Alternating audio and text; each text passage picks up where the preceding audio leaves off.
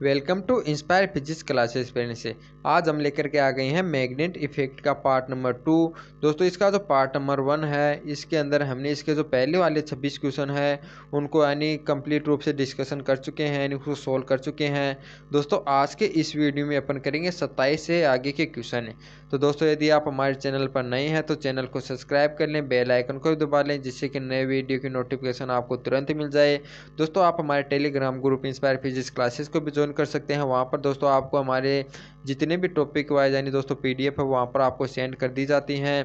तो दोस्तों शुरुआत करते हैं आज की इस वीडियो की और देखते हैं आज का पहला क्वेश्चन है। दोस्तों यानी पहला क्वेश्चन है आज का हमारा 27वां क्वेश्चन है। इसमें आपको दिया हुआ है यदि धारा को 2 गुना कर दिया जाए तो विक्षेप 2 गुना हो जाता है।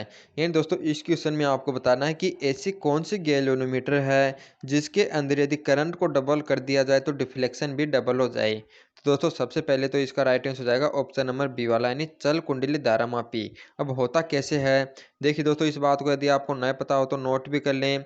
दोस्तों चल कुंडली धारा मापी होती है, उसके अंदर दोस्तों हमारा जो विचलन होता है उसका फॉर्मूला होता है एन आई ए अपॉन में सी। तो यहाँ पर अपन देखते हैं कि दोस्तों हमारा जो ये विचलन है यानी विक्षेप है वो एम्पियर के समानुपाती होती है। यदि दोस्तों धारा को यदि 2 गुना करेंगे तो इसके अंदर विचलन भी 2 गुना हो जाता है। यानी कि दोस्तों ये क्या होता है चंद गुणित धारा मापी के अंदर यदि करंट को डबल करेंगे तो हमारा जो डिफ्लेक्शन है दोस्तों वो भी डबल हो जाएगा। तो इसका राइट आंसर हो जाएगा ऑप्शन नंबर बी वाला यानी ए मूविंग कोयल गैल्वेनोमीटर होता है, उसके अंदर यदि करंट को डबल कर दिया जाता है तो हमारा डिफ्लेक्शन भी डबल हो जाता है। तो इसका राइट आंसर हो जाएगा ऑप्शन नंबर बी। अब है नेक्स्ट क्वेश्चन है निम्न में से कौन सी राशि सदिश है। यानी दोस्तों यहाँ पर इस क्वेश्चन में आपको 4 क्वांटिटी दी हुई है, इनमें से आपको बताना कि कौन सी क्वांटिटी वेक्टर है। तो इसका राइट आंसर हो जाएगा ऑप्शन नंबर सी वाला यानी दोस्तों चुंबकीय फ्लक्स की जो तीव्रता होती है वो एक हमारी सदिश राशि होती है, बल्कि फ्लक्स घनत्व चुंबकीय फ्लक्स एवं चुंबकीय विभव ये तीनों ही हमारे स्केलर यानी अदिश राशि होती हैं। केवल सी यानी चुंबकीय फ्लक्स ही हमारी की जो तीव्रता होती है वही हमारी एक सदिश राशि होती है। तो इसका राइट आंसर हो जाएगा ऑप्शन नंबर सी वाला। अब है नेक्स्ट क्वेश्चन है एक चल कुंडली धारा मापी तुरंत अधिक विक्षेप देता है तो विक्षेप की गति को नियंत्रित करने के लिए। यानी दोस्तों इस क्वेश्चन में आपको बताना है कि जो हमारी एक चल कुंडली धारा मापी होती है एक मूविंग कोयल गैल्वेनोमीटर है, उसके अंदर दोस्तों जो विक्षेप है वो बहुत ही अधिक और तुरंत हो जाता है। तो विक्षेप की गति को नियंत्रित करने के लिए यानी उसको कंट्रोल करने के लिए दोस्तों क्या यानी किया जाता है, ऑप्शन आपको दिए हुए हैं कि इसके समांतर क्रम में उच्च प्रतिरोध संयोजित करना चाहिए, या इस कुंडली के निकट एक चुंबक रखना चाहिए, या इसके सिरों के मध्य एक छोटी तांबे की छड़ को जोड़ना चाहिए, या धारा मापी की बॉडी को भू संपर्कित करना चाहिए। दोस्तों इसका राइट आंसर हो जाएगा ऑप्शन नंबर बी वाला यानी दोस्तों हमारी जो कुंडली होती है उसके निकट दोस्तों एक चुंबक रखना चाहिए। दोस्तों यदि चुंबक रखेंगे तो क्या होगा कि दोस्तों कुंडली के अंदर जो विक्षेप की गति होगी दोस्तों वो अवमंदित हो जाती है, नहीं दोस्तों इसके अंदर नेगेटिव त्वरण उत्पन्न हो जाता है यानी अवमंदन यानी मंदन उत्पन्न हो जाता है, जिससे कि विक्षेप की गति को नियंत्रित कर लिया जाता है। तो इसका राइट आंसर हो जाएगा ऑप्शन नंबर बी वाला यानी कुंडली के निकट एक चुंबक रखना चाहिए, जिससे कि क्या होता है कि दोस्तों हमारी जो विक्षेप की गति नियंत्रित हो जाएगी, क्योंकि जो हमारा विक्षेप वाली सुई होती है उसके अंदर अवमंदन प्राप्त हो जाता है। तो इसका राइट आंसर हो जाएगा ऑप्शन नंबर बी वाला। अब है नेक्स्ट क्वेश्चन है चल कुंडली गैल्वेनोमीटर में विक्षेप यानी थीटा मरोड़ी की संख्या के अनुक्रमानुपाती होता है, कुंडली में फेरों की संख्या के अनुक्रमानुपाती होता है, या कुंडली की क्षेत्र के व्युत्क्रमानुपाती होता है, या प्रवाहित धारा के व्युत्क्रमानुपाती होता है। तो देखिए दोस्तों इसका राइट आंसर हो जाएगा ऑप्शन नंबर और इसका राइट आंसर हो जाएगा ऑप्शन नंबर बी वाला यानी दोस्तों कुंडली में फेरों की संख्या के अनुक्रमानुपाती होगा। क्योंकि दोस्तों हमारा जो 26 यानी 27 वाला क्वेश्चन है उसके अंदर मैंने आपको बताया था कि थीटा इज इक्वल टू होता है वो एन आई ए अपॉन में होता है दोस्तों सी। यानी कि दोस्तों ये जो होता है यानी एम्पियर के दोस्तों समानुपाती होता है न कि व्युत्क्रमानुपाती। तो डी वाला ऑप्शन भी गलत हो जाएगा। पहले लेवल में क्या दिया हुआ कि मरोड़ी के अनुक्रमानुपाती होता है, यानी दोस्तों मरोड़ी का वो हमारा गुणांक है उसके अनुक्रमानुपाती नहीं होता बल्कि व्युत्क्रमानुपाती दिया हुआ है सी के। और दोस्तों यानी कि ये जो कुंडली में फेरों की संख्या n है उसके समानुपाती होता है यानी अनुक्रमानुपाती होता है। तो इसका राइट आंसर हो जाएगा ऑप्शन नंबर बी वाला। और दोस्तों ये जो कुंडली का क्षेत्र होता है दोस्तों उसके भी अनुक्रमानुपाती होता है न कि व्युत्क्रमानुपाती। तो ये भी हमारा गलत हो जाएगा। इसका राइट आंसर हो जाएगा ऑप्शन नंबर बी यानी directly proportional to number of turns in coil. तो इसका राइट आंसर हो जाएगा ऑप्शन नंबर बी वाला। अब आपके लिए 32वां क्वेश्चन है, इसमें क्या दिया हुआ है कि विद्युत धारा की एम्पियर वह धारा है जो निर्वात में एक दूसरे से 1 मीटर दूरी पर स्थित व अनंत लंबाई के तारों समांतर तारों में प्रवाहित उनके बीच में बल निम्न लगता है दोस्तों। इसमें आपको क्या बताना है कि दोस्तों आपको अनंत लंबाई के दो तार दिए हुए हैं, तो आपको यानी दोस्तों एम्पियर इकाई एम्पियर के लिए उस एकांक लंबाई पर बल का मान बताना है कि दोस्तों यदि उनको 1 मीटर पर रखा जाए, यानी कि दोस्तों इसके अंदर धारा कितनी प्राप्त हो रही है एकांक, और इनको कितनी दूरी पर रखा गया है 1 मीटर की दूरी पर, तो आपको इसकी एकांक लंबाई पर बल बताना है दोस्तों कितना बल लगेगा। तो दोस्तों आपको फॉर्मूला यानी नोट कर लें, एफ अपॉन में एल, यानी एकांक लंबाई पर जो बल होता है उसका फॉर्मूला होता है mu naught I1 I2 upon में होता है दोस्तों 2 पाई इंटू डी। अब दोस्तों यहाँ पर हमें क्या दिया हुआ है I1 I2 यानी दोस्तों एकांक धारा प्रवाहित हो रही है और डी का मान भी 1 दिया हुआ, तो दोस्तों इनका मान तो हमारा 1 हो जाएगा। और दोस्तों हम जानते हैं जो हमारा म्यू नोट होता है इसका मान होता है 4 पाई गुणा 10 की घात -7, और यदि दोस्तों इसको 2 पाई से डिवाइड करेंगे तो हमारा कितना प्राप्त हो जाएगा 2 गुणा 10 की घात -7। यानी दोस्तों इन तारों के अंदर यदि एकांक मान की धारा प्रवाहित की जाए एकांक इकाई एम्पियर की और इनको 1 मीटर की दूरी पर रखा जाए तो इसकी एकांक लंबाई में जो बल उत्पन्न होगा वो कितना हो जाएगा 2 गुणा 10 की घात -7 न्यूटन पर मीटर। तो इसका राइट आंसर हो जाएगा ऑप्शन नंबर बी वाला। अब आपके लिए 33वां क्वेश्चन है। इसके अंदर दिया हुआ है कि किसी चल कुंडली धारा मापी में थीटा विक्षेप एवं धारा आई में संबंध होता है। नहीं दोस्तों आपको बताना है कि जो थीटा विक्षेप होता है एवं धारा आई में कौन सा संबंध होता है दोस्तों, वो मैंने आपको बता दिया है। तो इसका राइट आंसर हो जाएगा ऑप्शन नंबर बी वाला, यानी आई समानुपाती होता है थीटा के। अब है नेक्स्ट क्वेश्चन है, एक धारा मापी लूप को एक समान चुंबकीय क्षेत्र में रखा जाता है तो इस पर कार्यरत बल आघूर्ण जो निर्भर नहीं करता। यानी दोस्तों आपको क्या बताना है कि दोस्तों हमारा कोई एक समान चुंबकीय क्षेत्र है, उसके अंदर यदि दोस्तों एक धारावाही लूप है यानी जिसके अंदर धारा बह रही है उसको रख दिया जाता है तो इस पर दोस्तों एक बल आघूर्ण कार्य करता है। तो आपको बताना है कि इसकी यानी कौन सी क्वांटिटी पर निर्भर नहीं करेगा। तो दोस्तों हम जानते हैं दोस्तों इसका फॉर्मूला आपको बताना होना चाहिए। तो चुंबकीय का जो बल आघूर्ण होता है उसका फॉर्मूला होता है NIAB इंटू कोस थीटा। तो दोस्तों यहाँ से अपन देखते हैं कि यह चुंबकीय क्षेत्र यानी दोस्तों बी पर भी डिपेंड करता है, यानी मैग्नेटिक फील्ड पर भी डिपेंड कर रहा है। और दोस्तों लूप के क्षेत्रफल पर यानी एरिया ऑफ लूप यानी ए पर भी डिपेंड करता है।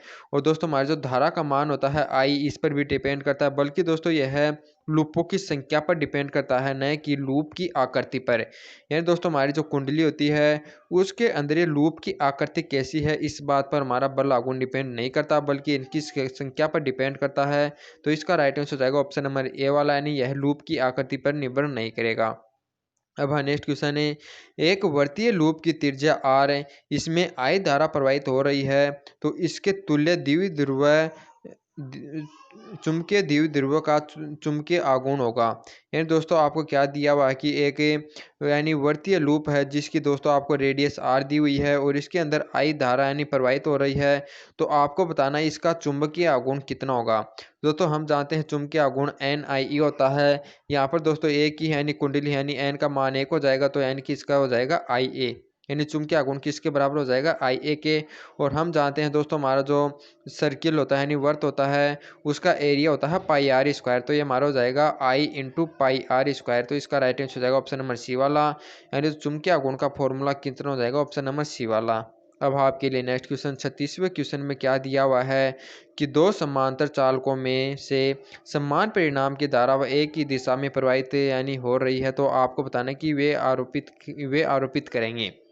यानी दोस्तों इस क्वेश्चन में क्या बताना आपको कि दोस्तों हमारे जो दो वायर हैं दोनों पैरेलल हैं और उनके अंदर दोस्तों सेम करंट है यानी जो कैरिंग कर रहा है यानी ए और सेम डायरेक्शन में। तो आपको बताना है कि दोस्तों वे यानी एक दूसरे पर क्या आरोपित करेंगे, दोस्तों अट्रैक्शन करेंगे या दोस्तों हमारे प्रतिकर्षित करेंगे या उन पर यानी घूर्णी आघूर्ण करेंगे। दोस्तों इसका राइट आंसर हो जाएगा ऑप्शन नंबर ए वाला, यानी एक दूसरे को आकर्षित करेंगे। देखिए दोस्तों याद रखना, जब दो पैरेलल यानी कि अनंत लंबाई के दो समांतर तार हैं उसके अंदर करंट एक ही डायरेक्शन में फ्लो हो रही हो समान हो दोस्तों उनके मध्य यानी बीच में अट्रैक्शन फोर्स लगता है यानी आकर्षण बल लगता है, अट्रैक्टिव होंगे। और दोस्तों यदि विपरीत डायरेक्शन में धारा बह रही हो तो वे एक दूसरे को प्रतिकर्षित करेंगे, यानी दोस्तों रिफ्लेक्सिव करेंगे। तो इसका राइट आंसर हो जाएगा ऑप्शन नंबर, यानी रिपल्सिव होंगे यदि विपरीत दिशा में धारा बह रही है। तो इसका राइट आंसर हो जाएगा ऑप्शन नंबर ए वाला। यदि विपरीत दिशा में होती तो हो जाता ऑप्शन नंबर बी वाला। अब आपके लिए नेक्स्ट क्वेश्चन है, एक प्रोटॉन और एल्फा कण समान वेग से एक समान चुंबकीय क्षेत्र में लंबवत प्रवेश करते हैं। अगर प्रोटॉन 5 परिक्रमा में 25 माइक्रोसेकंड लेता है तो एल्फा कण का आवर्तकाल होगा। यानी दोस्तों आपको क्या दिया हुआ है कि जो प्रोटॉन है वो 5 यानी परिक्रमा 25 माइक्रोसेकंड में करता है। तो इसका आवर्तकाल कितना हो जाएगा, यानी कि एक परिक्रमा में लिया गया समय कितना हो जाएगा। यदि दोस्तों यह है 25 माइक्रोसेकंड 5 यानी परिक्रमा में समय ले रहा है तो एक परिक्रमा में कितना हो जाएगा, वो हो जाएगा इसका आवर्तकाल है। तो दोस्तों यानी प्रोटॉन का आवर्तकाल हो जाएगा 25/5 यानी 5 माइक्रोसेकंड। और हम जानते हैं दोस्तों जो आवर्तकाल का फॉर्मूला होता है वो 2πm/में होता है क्यूबी। तो यहाँ से आप देखोगे दोस्तों आवर्तकाल होता है वो एक तो m के समानुपाती होता है और दूसरा की आवेश के व्युत्क्रमानुपाती होता है। तो इस प्रकार से दोस्तों हमारा एल यानी टी एल्फा एवं टी प्रोटॉन इक्वल टू हो जाएगा वो m एल्फा में mp और इंटू में हो जाएगा दोस्तों, यानी आवेश के व्युत्क्रमानुपाती होता है। तो ऊपर हो जाएगा हमारा प्रोटॉन का आवेश और नीचे हो जाएगा हमारा इलेक्ट्रॉन का आवेश।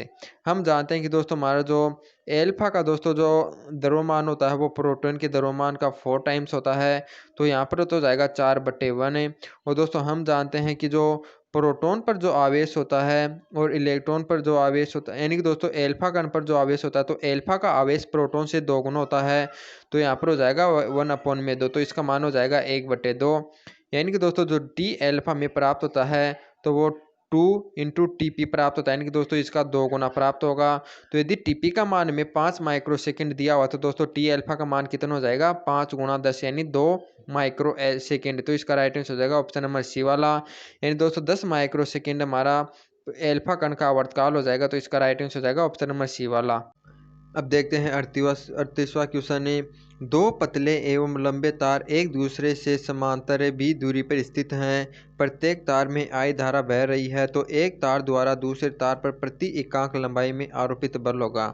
यानी दोस्तों आपको बताना है कि कोई दो अनंत लंबाई के तार हैं और दोस्तों उनके अंदर यानी करंट कैरिंग कर रहा है, दोनों के अंदर समान यानी दोस्तों I दिया हुआ है और इनके मध्य की दोस्तों जो दूरी है वो भी दी हुई है। तो आपको बताना है कि किसी भी तार की एकांक लंबाई पर इस तार के कारण जो फोर्स होगा वो आपको कितना होगा वो बताना है।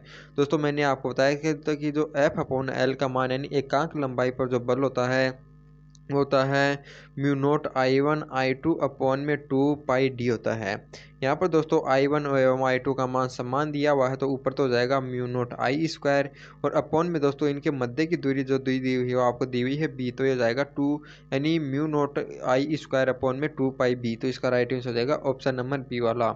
यानी दोस्तों यदि दो तार हैं तो इसकी एकांक लंबाई पर तो जो बल होगा वो कितना हो जाएगा μ0 I² अपॉन में 2πb। अब है नेक्स्ट क्वेश्चन है 39 है, इसमें क्या है कि इलेक्ट्रॉन का उपयोग निम्न में से किसे त्वरित करने के लिए किया जाता है।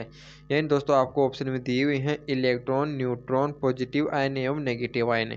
तो आपको बताना है कि जो साइक्लोट्रॉन होता है वो किसे एक्सीलरेशन करता है। तो इसका राइट आंसर हो जाएगा ऑप्शन नंबर सी वाला। दोस्तों याद रखना, नोट करने इस बात को, जो हमारा जो साइक्लोट्रॉन होता है वो केवल दोस्तों धनायन को ही यानी त्वरित करता है। दोस्तों साइक्लोट्रॉन हमारा इस प्रकार से होता है, इसके मध्य में कोई धनावेश स्थित होता है। फिर दोस्तों यानी इस प्रकार साइक्लोट्रॉन में इसे घुमाया जाता है ऐसी प्रत्यावर्ती जो परिपथ होता है उसके द्वारा। फिर धनायन को ही केवल यहाँ पर क्या किया जाता है, त्वरित किया जाता है। तो इसका राइट आंसर हो जाएगा ऑप्शन नंबर सी वाला ने पॉजिटिव आयन। अब है नेक्स्ट क्वेश्चन है 40वें क्वेश्चन में क्या है कि एक आवेश क्यों चुंबकीय क्षेत्र में गतिमान है तब चुंबकीय बल निम्न में से किस पर निर्भर नहीं करता। यानी दोस्तों आपको बताना है कि कोई आवेश क्यों है वो मूविंग कर रहा है मैग्नेटिक फील्ड में। तो आपको बताना है जो मैग्नेटिक फोर्स होगा F है यानी वो किस पर डिपेंड नहीं करेगा। तो दोस्तों याद रखना मैग्नेटिक फोर्स का जो फॉर्मूला होता है वो QVB sin θ होता है। तो दोस्तों यहाँ से अपन देखते हैं कि यह दोस्तों चार्ज पर भी डिपेंड करता है और दोस्तों हमारी जो वेलोसिटी होती है उस पर डिपेंड करता है। और बी होता है मैग्नेटिक फील्ड, यानी इस पर भी डिपेंड करता है। लेकिन दोस्तों जो हमारा मैग्नेटिक फोर्स होता है वो कभी भी मास पर डिपेंड नहीं करता है, यानी कि जो हमारा कण है उसके द्रव्यमान पर डिपेंड नहीं करेगा। तो इसका राइट आंसर हो जाएगा ऑप्शन नंबर बी वाला। यानी दोस्तों जो यानी कोई आवेश क्यों है वो यदि चुंबकीय क्षेत्र में यानी मूविंग कर रहा है, मैग्नेटिक फील्ड में मूविंग कर रहा है, तो मैग्नेटिक फोर्स होगा वो मास पर डिपेंड नहीं करेगा। अब है नेक्स्ट क्वेश्चन है दोस्तों बहुत ही अच्छा। इसमें क्या दिया हुआ है कि एक आवेश चुंबकीय क्षेत्र के लंबवत पथ में गति करता है तो परिक्रमण का आवर्तकाल निर्भर नहीं करेगा। यानी दोस्तों इसमें क्या दिया हुआ है कि कोई एक आवेश वह चुंबकीय क्षेत्र के यानी लंबवत यानी गति कर रहा है, यानी वर्तीय गति कर रहा है, तो इसका दोस्तों जो टाइम पीरियड होगा यानी टी, वो आपको बताना है किस पर डिपेंड नहीं करेगा। तो टाइम पीरियड का फॉर्मूला होता है वो नोट कर लें, 2 पाई अपॉन में क्यू भी होता है। तो यहाँ से देखोगे कि आप दोस्तों हमारा जो आवर्तकाल होता है वह द्रव्यमान पर भी डिपेंड करता है, यानी कि दोस्तों कण के द्रव्यमान पर डिपेंड करेगा। और दोस्तों यानी आवेश यानी दोस्तों हमारा जो चार्ज होता है उस पर डिपेंड करता है।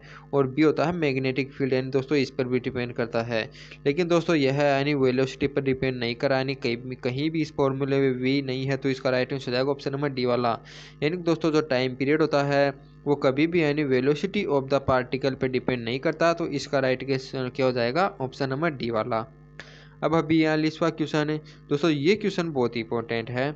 इसके अंदर क्या है कि एक गतिमान आवेश ऊर्जा ग्रहण करेगा। इस क्वेश्चन में क्या बताना है कि दोस्तों यदि कोई एक गतिमान आवेश है वो एक तो विद्युत क्षेत्र में गति कर रहा है, एक चुंबकीय क्षेत्र में, तो आपको बताना है कि दोस्तों किस क्षेत्र के प्रभाव के कारण उसके अंदर यानी ऊर्जा ग्रहण होगी। दोस्तों आपको ध्यान रखना, अपन जानते हैं कि यदि कोई चार्ज यानी चुंबकीय यानी दोस्तों हमारा जो इलेक्ट्रिक फील्ड होता है विद्युत क्षेत्र में प्रवेश करता है, गति करता है, तो हम जानते हैं उसी के क्षेत्र की दिशा में दोस्तों उस पर एक फोर्स लगता है। और यदि नेगेटिव चार्ज होता है तो वह विपरीत दिशा में लगता है। तो दोस्तों यानी कि इसी दिशा में फोर्स लगने के कारण इसकी वेलोसिटी में लगातार यानी वृद्धि होती है, यानी इसकी चाल में वृद्धि होती है। और चाल में वृद्धि होने के कारण दोस्तों इसकी गतिज ऊर्जा का मान बढ़ता है, यानी कि जो हमारा गतिमान आवेश है उसके द्वारा ऊर्जा ग्रहण की जाती है, यानी कि दोस्तों लगातार इसकी गतिज ऊर्जा बढ़ेगी। लेकिन चुंबकीय क्षेत्र में क्या होता है कि दोस्तों चुंबकीय क्षेत्र में यदि कोई कण प्रवेश करता है तो दोस्तों वह वर्तीय पथ पर गति करने लग जाता है चुंबकीय बल के कारण। लेकिन दोस्तों इसकी जो स्पीड होती है उस पर कोई भी प्रभाव नहीं पड़ता, यानी दोस्तों सभी जगह स्पीड का मान सेम रहता है, यानी कितने ही टाइम हो जाए इसे गति करते हुए, लेकिन दोस्तों स्पीड का मान बढ़ता नहीं है, यानी कि इसके ऊर्जा ग्रहण नहीं होती। तो यानी कि यदि गतिमान आवेश के द्वारा आपको पूछा जाए कि ऊर्जा ग्रहण करेगा तो दोस्तों केवल वह विद्युत क्षेत्र में करता है। तो इसका राइट आंसर हो जाएगा ऑप्शन नंबर ए वाला, यानी इलेक्ट्रिक फील्ड। अब है नेक्स्ट क्वेश्चन है, एम द्रव्यमान एवं क्यू आवेश का एक आवेशित कण बी तीव्रता के एक समान चुंबकीय क्षेत्र में आर त्रिज्या के वर्ताकार पथ पर गतिमान है, तो वर्ताकार पथ पर चक्कर लगाने की आवृत्ति होगी। एंड दोस्तों क्या दिया हुआ है कि आपको बताना कि कोई विद्युत क्षेत्र के अंदर कोई यानी कोई कण है जो वर्तीय पथ पर गति कर रहा है, तो इसकी दोस्तों जो आवृत्ति होगी यानी फ्रीक्वेंसी बतानी है वो कितनी होगी। तो मैंने आपको बताया था कि दोस्तों जो आवर्तकाल होता है वो 2 पाई एम अपॉन में क्यू बी है, इसलिए इसकी दोस्तों फ्रीक्वेंसी का मान हो जाएगा वो क्यू बी अपॉन में 2 पाई एम हो जाएगा, क्योंकि हम जानते हैं frequency is equal to 1 upon में टी होता है। तो इसका राइट आंसर हो जाएगा ऑप्शन नंबर ए वाला, यानी क्यू बी या बी क्यू अपॉन में 2 पाई एम।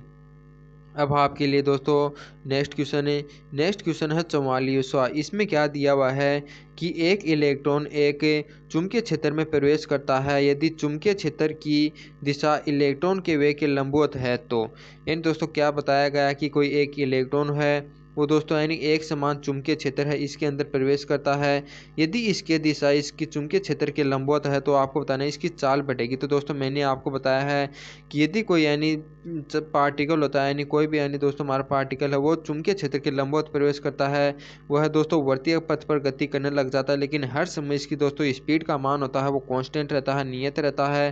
तो इसका राइट आंसर हो जाएगा ऑप्शन नंबर सी वाला, यानी इलेक्ट्रॉन की चाल वही रहेगी।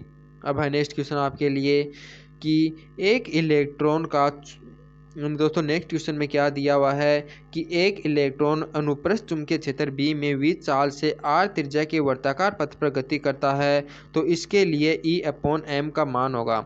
यानी दोस्तों आपको बताना कि कोई एक यानी कि इलेक्ट्रॉन है वो मूविंग कर रहा है सर्कुलर पाथ ऑफ रेडियस के विद स्पीड v।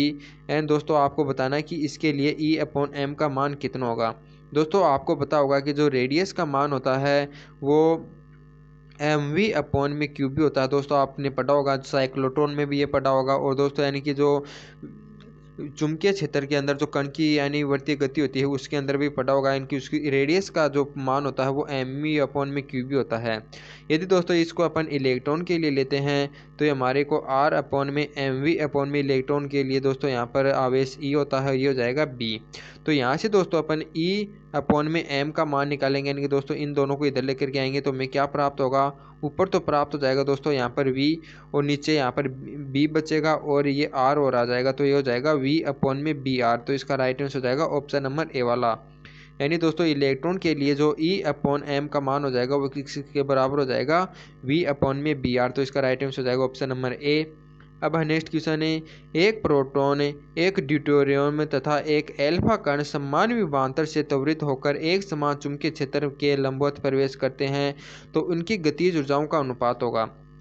दोस्तों आपने बताया होगा कि जो हमारा गतिज ऊर्जा का फॉर्मूला एक ये भी होता है E=q/v होता है। दोस्तों यहाँ पर दिया हुआ है कि समान विभवांतर से त्वरित किए जाते हैं, यानी कि दोस्तों इन तीनों के लिए v का मान समान है। तो दोस्तों हमारी जो एनर्जी हो जाएगी वो आवेश के समानुपाती हो जाएगी। तो यदि दोस्तों इनकी गतिज ऊर्जाओं का अनुपात निकालना है तो जो इनका आवेश का अनुपात होगा दोस्तों वही हमारी इनकी गतिज ऊर्जा का अनुपात हो जाएगा। तो हम जानते हैं दोस्तों प्रोटॉन, ड्यूटेरियम और एल्फा कण के जो आवेश का अनुपात होता है, दोस्तों प्रोटॉन पर जो चार्ज होता है वो इलेक्ट्रॉन के बराबर यानी होता है E, और ड्यूटेरियम पर भी दोस्तों प्रोटॉन के बराबर ही आवेश होता है E। लेकिन दोस्तों एल्फा कण पर जो चार्ज होता है वो प्रोटॉन के चार्ज का दुगुना होता है, यानी इस पर होता है 2E। तो इन तीनों का यदि अनुपात निकालेंगे तो हमारा क्या प्राप्त हो जाएगा, 1:1:2। तो इसका राइट आंसर हो जाएगा ऑप्शन नंबर डी वाला। यानी दोस्तों इनकी गतिज ऊर्जाओं का अनुपात भी यही हो जाएगा जो इनके आवेश का अनुपात होता है। तो इसका राइट आंसर हो जाएगा ऑप्शन नंबर डी वाला। अब आपके लिए 47 क्वेश्चन है, चुंबकीय क्षेत्र की फ्लक्स घनत्व 1.5 वेबर पर मीटर स्क्वायर है। इसे एक प्रोटॉन यानी 2 × 10⁻⁷ मीटर पर सेकंड के वेग से क्षेत्र के साथ 30 डिग्री कोण पर बनाता हुआ प्रवेश करता है तो प्रोटॉन पर लगा हुआ बल होगा। एंड दोस्तों आपको बताना है कि प्रोटॉन पर कितना फोर्स लगेगा। यदि वह 1.5 वेबर पर मीटर स्क्वायर के जो हमारा चुंबकीय क्षेत्र है उसके अंदर 2 × 10⁻⁷ मीटर पर सेकंड के वेग से यानी प्रवेश करता है 30 डिग्री का कोण बनाता हुआ, तब यानी दोस्तों फोर्स यानी जो हमारा मैग्नेटिक फोर्स होता है उसका फॉर्मूला आपको पता होगा दोस्तों, ये होता है QV sin⁻θ होता है। और हम जानते हैं जो प्रोटॉन के लिए दोस्तों आवेश का मान होता है वो 1.6 × 10⁻⁻19 होता है। इसकी वेलोसिटी आपको दी हुई है 2 × 10⁻⁷ और दोस्तों चुंबकीय क्षेत्र दिया हुआ है 1.5 और दोस्तों अपन जानते हैं कि साइन 30 डिग्री का मान होता है 1/2। तो दोस्तों ये 2 से देखो कैंसिल हो जाएगा और दोस्तों यदि इसको इससे अपन मल्टीप्लाई करेंगे तो 2.4 प्राप्त होगा और ये 10⁻⁻19 और 10⁻7 यानी कि दोस्तों मिलकर हो जाएंगे 10⁻−12। तो इस प्रकार से इसका जो फाइनल आंसर निकल कर आया हमारा 2.4 × 10⁻12। तो इसका राइट आंसर हो जाएगा ऑप्शन नंबर ए वाला। अब आपके लिए नेक्स्ट क्वेश्चन है 48 क्वेश्चन में दोस्तों आपको दिया हुआ है कि चुंबकीय क्षेत्र इसके अंदर यानी दोस्तों चुंबकीय क्षेत्र से संबंधित आपको 4 स्टेटमेंट दिए हुए हैं तो आपको बताना है इसके लिए कौन सा सुटेबल है। तो दोस्तों यानी पहला कथन दिया हुआ कि चुंबकीय क्षेत्र हर समय आवेशित कण पर लगता है या आवेशित कण पर बल यानी कभी नहीं लगता, या जब आवेशित कण चुंबकीय क्षेत्र की रेखा के लंब दिशा में गति करता है तब लगता है। तो दोस्तों इसका राइट आंसर हो जाएगा ऑप्शन नंबर सी वाला।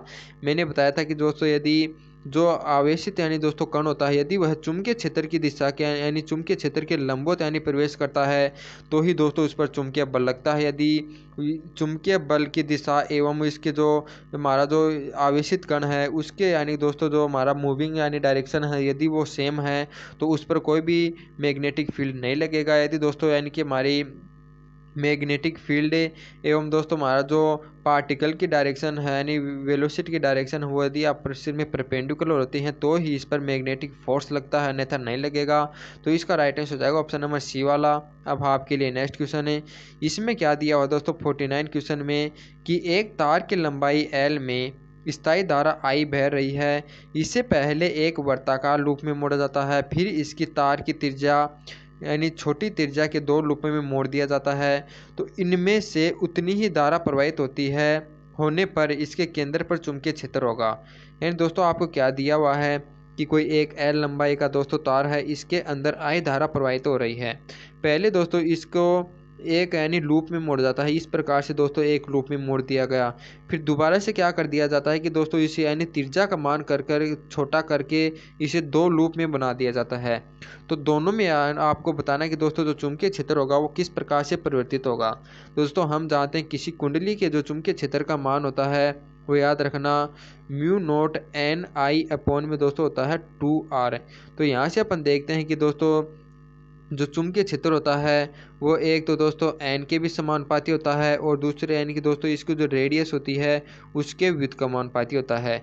तो यहाँ से दोस्तों हमारा b2 अपॉन में b1 का मान हो जाएगा वो कितना हो जाएगा n2 अपॉन में m1 क्रॉस में r1 अपॉन में r2। तो यहाँ से अपन देखते हैं कि दोस्तों n1 का मान यानी कि कुंडली में यानी कि पहले यानी फेरों की संख्या n है, फिर यानी फेरों की संख्या कितनी कर दी गई 2। तो दोस्तों n2 का मान हमें कितना दिया हुआ है 2 और n1 का मान दिया हुआ है 1। दोस्तों पहले यानी कि यदि एक फेर थी तो मान लेते हैं इसकी त्रिज्या r थी। दोस्तों यदि इसको दो फेरों में चेंज करते हैं तो दोस्तों त्रिज्या की मान भी आधी हो जाएगी यहाँ पर।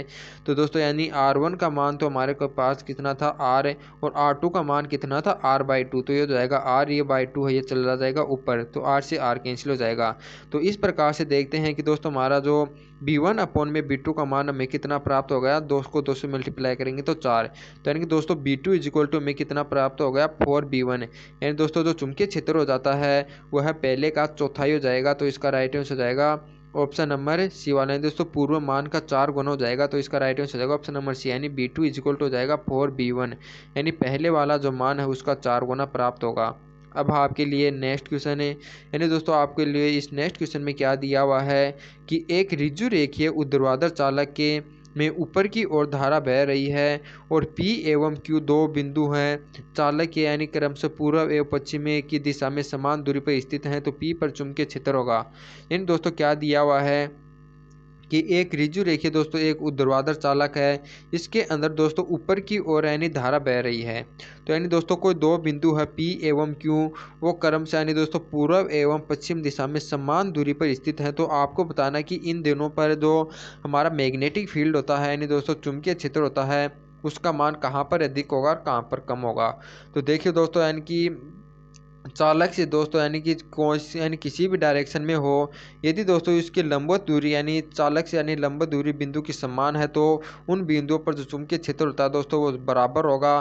तो इस क्वेश्चन का राइट आंसर हो जाएगा ऑप्शन नंबर ए वाला यानी क्यों पर चुंबकीय क्षेत्र के बराबर होगा। यानी दोस्तों ऑप्शन नंबर बी वाला हो जाएगा यानी कि बराबर होगा, क्योंकि दोस्तों यानी दोनों बिंदु तार से समान दूरी पर हैं और हम जानते हैं कि इन पर जो मैग्नेटिक फील्ड होता है तो दोस्तों वह यानी इसकी दूरी पर ही निर्भर करता है। तो इसका राइट आंसर हो जाएगा ऑप्शन नंबर बी वाला।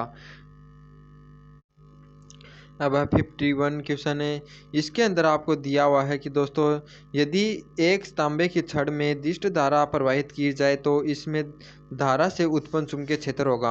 यानी दोस्तों आपके कोई छड़ दी हुई है उसके अंदर दोस्तों दिष्ट धारा प्रवाहित की जाती है तो आपको बताना है कि जो मैग्नेटिक फील्ड होगा दोस्तों वो कहाँ कहाँ पर उत्पन्न होगा।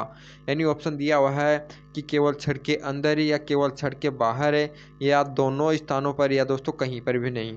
तो इसका राइट आंसर हो जाएगा ऑप्शन नंबर सी वाला यानी छड़ के अंदर एवं बाहर दोनों। देखिए दोस्तों यदि पाइप आपको यदि खोखली दी हुई हो, ऐसा क्वेश्चन हमने इसका पार्ट नंबर 1 में कर चुके हैं। वहाँ पर क्या होता है कि दोस्तों यानी अंदर यहाँ पर कोई भी मटेरियल नहीं पाया जाता है तो यहाँ पर यानी इसके अंदर करंट फ्लो नहीं होगी। यदि अंदर यदि दोस्तों यहाँ पर करंट नहीं होती है तो यहाँ पर चुंबकीय क्षेत्र उपस्थित नहीं होता, बल्कि दोस्तों यानी कि छड़ के अंदर क्या होता है कि दोस्तों जो मटेरियल होता है वो अंदर एवं बाहर यानी संपूर्ण यानी जगह पर पाया जाता है। तो यदि दोस्तों इसके अंदर देखते हैं तो अंदर भी दोस्तों यानी कि यदि मटेरियल है तो इसके अंदर भी करंट का मान होता है। यदि दोस्तों इसे यदि करंट फ्लो हो रही है तो यहाँ पर भी हमारा चुंबकीय क्षेत्र उत्पन्न होता है। तो देखिए दोस्तों तो छड़ के लिए यदि आपको पूछा जाए यानी रोड के लिए पूछा जाए तो रोड के लिए तो दोस्तों यानी कि छड़ के अंदर एवं बाहर दोनों स्थानों पर चुंबकीय क्षेत्र पाया जाता है। बल्कि दोस्तों यदि कोई पाइप दिया हुआ हो तो पाइप के लिए दोस्तों बाहर तो चुंबकीय क्षेत्र पाया जाता है लेकिन अंदर यानी चुंबकीय क्षेत्र नहीं पाया जाता। तो इस क्वेश्चन का राइट आंसर हो जाएगा ऑप्शन नंबर सी वाला। अब नेक्स्ट क्वेश्चन है, साइक्लोट्रॉन में धनायन की अधिकतम ऊर्जा होती है। यानी दोस्तों जो साइक्लोट्रॉन होता है हम जानते हैं वह धनायन को त्वरित करने के लिए काम में लिया जाता है। तो दोस्तों उसकी जो अधिकतम गतिज ऊर्जा वो आपको बतानी है कितनी होगी। देखिए दोस्तों अधिकतम गतिज ऊर्जा यानी कि यह अधिकरण यहाँ पर स्थित हो जाए अंतिम बिंदु पर तब होती है, और उसका फॉर्मूला दोस्तों आप नोट कर लें, वो होती है Q²B²R0²/2m। तो इस प्रकार से इसका राइट आंसर हो जाएगा ऑप्शन नंबर सी वाला। देखिए दोस्तों इसको यदि आप डायरेक्ट नहीं याद कर पाते हैं कभी दोस्तों, वैसे तो आपको इसको डायरेक्ट रट लें, लेकिन यदि फिर भी यदि आप कन्फ्यूजन हो जाते हैं तो उसके लिए मैं आपको बता देता हूं दोस्तों। हम जानते हैं गतिज ऊर्जा का फॉर्मूला 1/2mv² होता है, और यदि त्रिज्या का फॉर्मूला तो आपको पता ही होगा R=mv/qb होता है। तो यहाँ से दोस्तों यदि आप v का मान निकाल कर यदि इस फॉर्मूले में इनपुट करोगे तो दोस्तों आपको यानी गतिज ऊर्जा का यानी कि ये वाला फॉर्मूला प्राप्त हो जाएगा। वो किस प्रकार से, यानी v का मान हमें यहाँ से प्राप्त हो जाएगा Q/B/R/m। यदि दोस्तों इसको यहाँ पर रखोगे तो यानी कि 1/2mv² यानी Q²B²R²/m²। तो यदि स्क्वायर से m कट जाएगा तो इस प्रकार से हमारा बचता है 1/2Q²B²R²/m। तो इस प्रकार से इसका राइट आंसर हो जाएगा ऑप्शन नंबर सी वाला। दोस्तों इसी क्वेश्चन के साथ हमारा आज का वीडियो कंप्लीट होता है। आज के दोस्तों यानी जो 52 क्वेश्चन हो चुके हैं वो आपको कैसे लगे दोस्तों आप कमेंट करके ज़रूर बताइएगा। दोस्तों इसका एक अंतिम पार्ट हो रहेगा दोस्तों, इसके लगभग इसके भी 80 क्वेश्चन हैं। इसके अंदर दोस्तों अगले पार्ट में इसके अधिकतम क्वेश्चन है न्यूमेरिकल बेस होंगे। तो दोस्तों यदि आपको ये क्वेश्चन आपको अच्छे लग रहे हैं तो दोस्तों आप हमारे चैनल को ज़्यादा से शेयर करें, और दोस्तों यदि आपने इसको सब्सक्राइब नहीं किया है चैनल को तो सब्सक्राइब कर लें। जय हिंद दोस्तों।